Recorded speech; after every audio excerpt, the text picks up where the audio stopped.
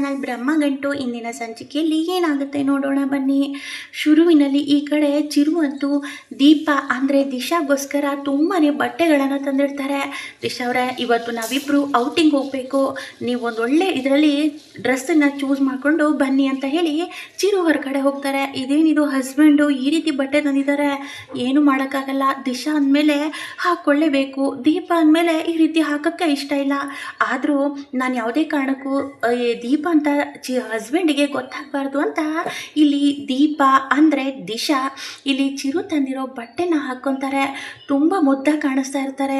ಅಯ್ಯೋ, ಇದನ್ನು ಹಾಕ್ಕೊಂಡು ಹೇಗೆ ಹೋಗಲಿ, ದಿಶಾ ಕ್ಯಾರೆಕ್ಟರ್ ಬಂದಾಗ ಎಲ್ಲವನ್ನ ಅಕ್ಸೆಪ್ಟ್ ಮಾಡಲೇಬೇಕು ಅಂತ ಹೇಳಿ ಹೊರಗಡೆ ಬರ್ತಾ ಇರ್ತಾರೆ. ಆಗ ಚಿರು ಅದನ್ನು ನೋಡಿಬಿಟ್ಟು, ದೀಪ ಅವರೇ, ನಂಗೆ ನಂಬಕ್ಕೆ ಆಗ್ತಾಯಿಲ್ಲ, ಎಷ್ಟು ಮುದ್ದಾಗಿ ಕಾಣಿಸ್ತಾ ಇದ್ದೀರಾ, ನನ್ನ ದೃಷ್ಟಿನೇ ಬಿಡುತ್ತೆ ನಿಮಗೆ, ತುಂಬ ಚೆನ್ನಾಗಿ ಕಾಣಿಸ್ತಾ ಇದ್ದೀರಾ ಈ ಡ್ರೆಸ್ಸಲ್ಲಿ ಅಂತ ಚಿರು ಹೇಳ್ತಾರೆ. ಅದನ್ನು ಕೇಳಿಸಿಕೊಂಡ ಈ ಕಡೆ ದೀಪಾಗೆ ತುಂಬ ಖುಷಿ ಆಗುತ್ತೆ. ಹಸ್ಬೆಂಡು ಅಂತ ಹೇಳಕ್ಕೆ ಹೋಗ್ತಾರೆ. ಅದು ಚಿರುವರೇ ಹೋಗೋಣವಾ ಅಂತ ಇಲ್ಲಿ ದೀಪ ಹೇಳ್ತಾ ಇರ್ತಾರೆ.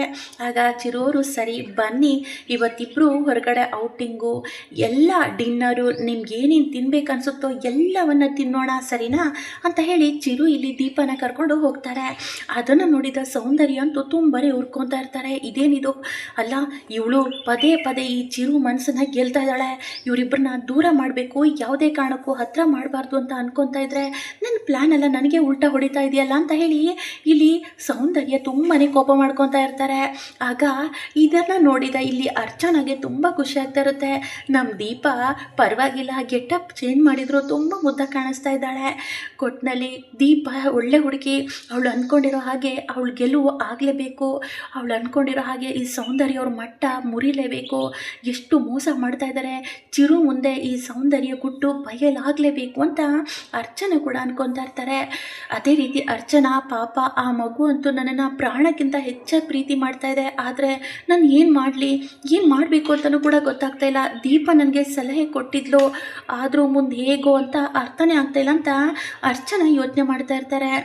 ಈ ಕಡೆ ಇದನ್ನೆಲ್ಲ ನೋಡಿದ ಚಿರು ಅತ್ತೆ ಅಂತೂ, ಏಯ್ ಸೌಂದರ್ಯ, ನೋಡಿದ್ಯಾ ನಿನ್ನ ಕಣ್ಮುಂದೆನೇ ನಮ್ಮ ದಿಶಾ ಎಷ್ಟು ಮುದ್ದಾಗಿ ಕಾಣಿಸ್ತಾ ಇದ್ದಾಳೆ, ಇವರಿಬ್ಬರು ಹೋಗೋ ಸ್ಪೀಡಿಗೆ ಆದಷ್ಟು ಬೇಗ ಮನೆಯಲ್ಲಿ ತೊಟ್ಲು ತೂಗೋ ಶಾಸ್ತ್ರ ಶುರುವಾಗುತ್ತೆ ಅನ್ನಿಸ್ತಾ ಇದೆ ಅಂತ ಹೇಳ್ತಾರೆ.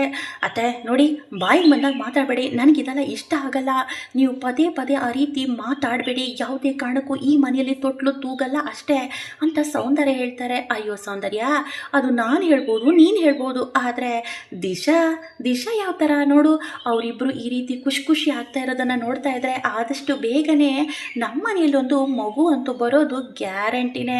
100ಕ್ಕೆ 100 ಸೌಂದರ್ಯ, ಬರೆದಿಟ್ಕೋಬೇಕಾದ್ರೆ ನೀನು ಅಂದ್ಕೊಂಡಿರೋದು ಏನು ನಡೆಯಲ್ಲ, ಈ ದಿಶಾ ಮುಂದೆ ನೀನು ಕ್ಯಾರೆಕ್ಟ್ರು 0 ಅಷ್ಟೇ ಅಂತ ಹೇಳ್ಕೊಂಡು ನಗ್ತಾ ಅಲ್ಲಿಂದ ಇಲ್ಲಿ ಸೌಂದರ್ಯ ಅತ್ತೆ ಹೋಗ್ತಾರೆ. ಆಗ ಸೌಂದರ್ಯಕ್ಕೆ ಇನ್ನಷ್ಟು ಕೋಪ ಬರ್ತಾ ಇರುತ್ತೆ. ಈ ದಿಶಾ ಹೊರಗಡೆ ಯಾಕೆ ಹೋಗಬೇಕಿತ್ತು, ಈ ಚಿರು ಏನಾಗಿದೆ ಅಷ್ಟಕ್ಕೂ ಅಂತ ಕೋಪ ಮಾಡ್ಕೊತಾ ಇರ್ತಾರೆ.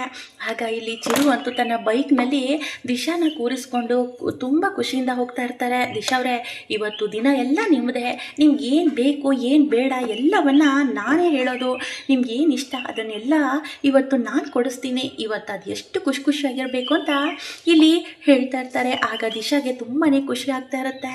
ಆಗ ಇಬ್ಬರು ಕೂಡ ಹೋಗ್ತಾ ಇರ್ತಾರೆ. ಆಗ ಚಿರು ಅವರು, ಒಂದು ನಿಮಿಷ, ಈಗ ದೋಸೆನ ನಾನೇ ನಿಮಗೆ ನನ್ನ ಕೈಯಾರೆ ಮಾಡ್ಕೊಡ್ತೀನಿ ಅಂತ ಆ ಅಂಗಡಿಯವರಿಗೆ ಹೇಳಿಬಿಟ್ಟು, ದಿಶಾ ಅವರೇ ದೋಸೆ ತಿಂತೀರಾ, ಬನ್ನಿ ಬನ್ನಿ ಬನ್ನಿ ಅಂತ ಹೇಳಿ ಚಿರು ತನ್ನ ಕೈಯಾರೆ ದೋಸೆ ಮಾಡಿ ಇಲ್ಲಿ ದಿಶಾಗೆ ತಿನ್ನಿಸ್ತಾರೆ. ಆಗ ದಿಶಾ ತುಂಬ ಖುಷಿ ಪಡ್ತಾ ಇರ್ತಾರೆ. ಹಸ್ಬೆಂಡು, ನೀವು ನನ್ನ ಮೇಲೆ ಎಷ್ಟು ಪ್ರೀತಿ ಇಟ್ಕೊಂಡಿದ್ದೀರಾ, ಇಲ್ಲ ನನ್ನ ಮೇಲಲ್ಲ ದಿಶಾ ಮೇಲೆ ಪ್ರೀತಿ ಇಟ್ಕೊಂಡಿದ್ದೀರಾ, ನನಗೆ ಸಹಿಸ್ಕೊಳ್ಳೋಕೆ ಆಗ್ತಾ ಇಲ್ಲ ಅಂತ ಕೋಪ ಮಾಡ್ಕೊತಾ ಇರ್ತಾರೆ ದಿಶಾ. ಆಗ ಇಷ್ಟ ಆಯಿತಾ, ಇನ್ನೂ ಏನು ಬೇಕು ಏನು ಬೇಡ ಎಲ್ಲ ಹೇಳಿ, ನಾನು ಕೊಡಿಸ್ತೀನಿ ಇವತ್ತು ನಿಮಗೆ ಅಂತ ಚಿರು ತುಂಬ ಖುಷಿಯಿಂದ ಇಡೀ ದಿನ ಇಲ್ಲಿ ದಿಶಾನ ಕರ್ಕೊಂಡು ಸುತ್ತಾಡಿಸ್ತಾ ಇರ್ತಾರೆ. ಆಗ ಈ ಕಡೆ ಇಲ್ಲಿ ಒಂದು ಕಡೆ ಬಂದುಬಿಟ್ಟು, ದಿಶಾ ಅವರೇ ಇವತ್ತು ನಮ್ಮದೇ ದಿನ, ನಮ್ಮದೇ ಎಲ್ಲ ಅಂತ ಹೇಳಿ ಹೂವನ್ನು ತೊಗೊಂಡು ಬರ್ತಾರೆ. ದಿಶಾ ಅವರೇ, ನಿಜ ಹೇಳ, ಇಷ್ಟು ದಿನ ಯಾಕೋ ಗೊತ್ತಿಲ್ಲ, ಇನ್ಮೇಲೆ ನನ್ನ ಪ್ರೀತಿ ಎಲ್ಲ ನೀವೇ, ನಿಮ್ಮನ್ನು ಪ್ರಾಣಕ್ಕಿಂತ ಹೆಚ್ಚಾಗಿ ಪ್ರೀತಿ ಮಾಡ್ತಾ ಇದ್ದೀನಿ, ಇನ್ಮೇಲೆ ನೀವೇ ನನ್ನ ಸರ್ವಸ್ವ, ನೀವೇ ನನಗೆಲ್ಲ, ನನ್ನ ಪ್ರೀತಿನ ಒಪ್ಕೊತೀರಲ್ವಾ, ಐ ಲವ್ ಯು ದಿಶಾ ಅವರೇ ಅಂತ ಹೇಳಿ ಹೂವಿನ ಬೊಕ್ಕೆ ಕೊಡ್ತಾರೆ. ಅದನ್ನು ನೋಡಿ ದಿಶಾ ಬೆಚ್ಚಿ ಬೀಳ್ತಾರೆ. ಏನಿದು, ಅರ್ಥನೇ ಆಗ್ತಾ ಇಲ್ವಲ್ಲ, ಹಸ್ಬೆಂಡು ನನಗೆ ಹೂವು ಕೊಡ್ತಾ ಇದ್ದಾರಾ, ಅಂದರೆ ಇವ್ರು ನನ್ನನ್ನು ಪ್ರೀತಿ ಮಾಡ್ತಾ ಇದ್ದಾರಾ? ಯಾವುದೇ ಕಾರಣಕ್ಕೂ ಹೀಗಾಗಬಾರ್ದು. ಹಸ್ಬೆಂಡ್ ಯಾವತ್ತಿದ್ರು ನನ್ನವರು, ಆದರೆ ದಿಶಾನ ಪ್ರೀತಿ ಮಾಡ್ತಾ ಇದ್ದಾರೆ ಅಂತ ಹೇಳಿ ಇಲ್ಲಿ ಕೋಪ ಮಾಡ್ಕೊತಾ ಇರ್ತಾರೆ. ಇದನ್ನೆಲ್ಲ ನೋಡಿದ ದಿಶಾಗೆ ಇಲ್ಲ, ಇನ್ನೂ ಮುಚ್ಚಿಟ್ಟು ಪ್ರಯೋಜನ ಇಲ್ಲ, ನಾನೇ ದೀಪ ಅಂತ ಹೇಳೋದು ಸರಿ ಅಂತ ದೀಪ ಅನ್ಕೊತಾ ಇರ್ತಾರೆ. ಈ ಕಡೆ ಸೌಂದರ್ಯ ಅಂತೂ ಇಷ್ಟೊತ್ತಾದರೂ ಮನೆಗೆ ಬಂದಿಲ್ಲ ಅಂದರೆ ಎಲ್ಲಿ ಹೋಗಿರ್ಬೋದು, ನನಗೆ ಅರ್ಥನೇ ಆಗ್ತಾ ಇಲ್ವಲ್ಲ ಅಂತ ಹೇಳಿ ಕೋಪ ಮಾಡ್ಕೊತಾ ಇರ್ತಾರೆ. ಅದೇ ರೀತಿ ಈ ಕಡೆ ಸಂಜನಾ ಅಂತೂ ಇಲ್ಲ, ಹೀಗೆ ಆಗ್ತಾ ಇದ್ರೆ ಈ ಕನ್ನಿಕಾ ಖಂಡಿತವಾಗ್ಲೂ ನರಸಿಂಹನ ತನ್ನ ವಶ ಮಾಡ್ಕೊತಾಳೆ. ನರಸಿಂಹ ಆಮೇಲೆ ನನ್ನ ಬಿಟ್ಟು ಅವಳ ಜೊತೆನೇ ಹೋಗ್ಬಿಟ್ರೆ, ಅವಳನ್ನೇ ಮದುವೆ ಆಗಿಬಿಟ್ರೆ, ಇಲ್ಲ ಯಾವುದೇ ಕಾರಣಕ್ಕೂ ಆಗಬಾರ್ದು. ನರಸಿಂಹ ಯಾವತ್ತಿದ್ರು ನನಗೆ ಸ್ವಂತ. ನರಸಿಂಹನ ದೂರ ಮಾಡೋಕ್ಕೆ ಸಾಧ್ಯನೇ ಇಲ್ಲ. ನರಸಿಂಹ ನೀನು ನನಗೆ ಬೇಕು. ನರಸಿಂಹ ಈ ಕನ್ನಿಕಾ ಮೋಸ ಮಾಡ್ತಾ ಇದ್ದಾಳೆ, ನಿನಗೆ ಯಾಕೆ ಅರ್ಥ ಆಗ್ತಾ ಇಲ್ಲ ನರಸಿಂಹ, ನಾನು ನಿನ್ನನ್ನು ಪ್ರಾಣಕ್ಕಿಂತ ಹೆಚ್ಚಾಗಿ ಪ್ರೀತಿ ಮಾಡ್ತಾ ಇದ್ದೀನಿ. ಈ ಕನ್ನಿಕಾ ಎಲ್ಲ ಬೇಕು ಅಂತಲೇ ಈ ರೀತಿ ಮನೆಯವ್ರ ಮುಂದೆ ನಾಟಕ ಮಾಡ್ತಾ ಇದ್ದಾಳೆ ಅಂತ ಇಲ್ಲಿ ಸಂಜನಾ ತುಂಬ ಕೋಪ ಮಾಡ್ಕೊತಾ ಇರ್ತಾರೆ. ಹೇಗಾದರೂ ಮಾಡಿ ಕನ್ನಿಕನ ಹೊರಗಡೆ ಹಾಕಲೇಬೇಕು, ನರಸಿಂಹ ನನ್ನವನು, ನಾನು ಅವನ್ನ ಪಡ್ಕೊಳ್ಳೇಬೇಕು ಅಂತ ಹೇಳಿ ಸಂಜನಾ ಅನ್ಕೊತಾ ಇರ್ತಾರೆ. ಈ ಕಡೆ ಸೌಂದರ್ಯ ಕಟ್ಟಿರೋ ಸಾಮ್ರಾಜ್ಯ ಮುರಿದು ಬಿಡೋ ಸಮಯ ಬಂದೇ ಬಿಡ್ತು. ಯಾಕಂದರೆ ದಿಶಾ ಆಗಿ ದೀಪ ಬಂದಿದ್ದಾರೆ.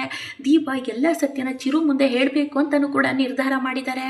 ಮುಂದೆ ಏನಾಗುತ್ತೆ, ನಾನೇ ದೀಪ ಹಾಗೆ ಸೌಂದರ್ಯ ಬಣ್ಣನೂ ಕೂಡ ಮುಖವಾಡ ಕಳಚಿ ಬಿಡ್ತಾರ ಅಂತ ಮುಂದಿನ ವಿಡಿಯೋದಲ್ಲಿ ಕಾದು ನೋಡೋಣ. ವಿಡಿಯೋ ಇಷ್ಟ ಆದಲ್ಲಿ ಒಂದು ಲೈಕ್ ಮಾಡೋ ಮಾತ್ರ ಮರಿಬೇಡಿ. Thanks so much.